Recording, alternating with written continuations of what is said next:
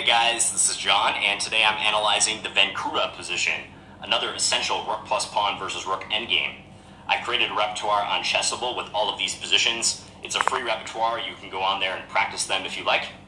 So last time we discussed the importance of safe squares, and I was describing how in this position with the black pawn on a2, white draws in fairly straightforward fashion if they keep their king on either g2 or h2, the safe square, keep their rook poised behind the pawn. And the only thing white really has to remember is that if the black king gets up to a position where it's helping to defend the pawn in order to free the black rook, white will resort to checks. The question does come up, however, what if this black pawn is further back? So what if the pawn is further away from the promotion square? Is it still an easy draw for white? Does black have winning chances? Logically, you would think with the pawn further away from the queen, white would draw easier, but that is actually not the case, and you have to know the Vancouver position in order to confidently hold this one. So the problem with white's traditional defense, or the defense that you would use if the pawn were on a2, is that with the pawn on a3, the black king can actually seek shelter on a2. So if the black king were to get all the way up here and white were to deliver this check, it can hide on a2. And then black has this plan of moving their rook, so playing like rook b1, and then eventually escorting this pawn off the board. White could not stand a rook trade, so they'd have to do something like this. Black would move over, white might give another check, black would go here, white would probably come back here, here, and slowly black is escorting this pawn to promotion. Like next they're probably going to play rook b2, followed by king b1, and promote that pawn. So it should be clear that white can't rely on the same defense that we used in that safe square video, where the rook is just staying behind the pawn. So what is white to do here? Well, white has to play proactively. And what white should do is play rook f8 check. Now if the black king starts marching toward the pawn, we're going to play rook f3. So aligning the rook with the pawn on the third rank. And this is a clever defense found by Joseph Vancouver in the 1920s. I believe he analyzed this position. And the idea is that you're waiting for the pawn to advance.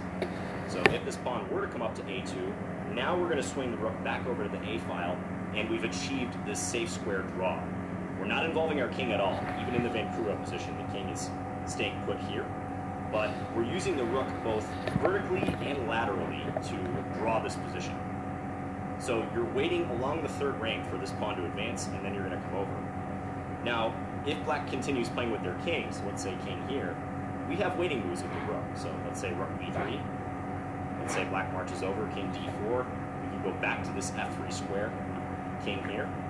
Now, if left unchecked, black will play king b4, followed by a2 then. And in this case, black will win, because we won't have access to a3. So, should the king get far away from the white rook, now you start checking them from the side. So, rook f4 check is correct here. And it turns out that by checking along the file, the black king has no shelter in this case, even if it runs towards the pawn. So king b3, rook f3 check, king b2, black is just itching to move this rook and push the pawn, but these checks from the side prevent the king from ever reaching shelter. Let's say king here, check again, king here, check. You just see there's nowhere for the black king to go. And black will probably start running the king back towards the rook, but here again we can make a waiting move if we like. So rook over to b3, we've set up a wall along the third rank, stopping the black king from coming through. Again, if ever a2 is played, rook over here, we still have our king occupying one of the safe squares, so the black rook cannot free itself. So this is how you draw using the Vancouver method. And it works even if the pawn is further back. We're looking at the extreme case with the pawn on a3, but you have to transfer your rook to the side and hold the pawn laterally, and only go to the vertical defense, the safe square draw, if that pawn is pushed. The only tricky thing is monitoring where the enemy king goes and making sure you can check them from the side. You don't want to allow them this position, where if we're black to move, black would play a2, now black would win, because suddenly you can't play this move.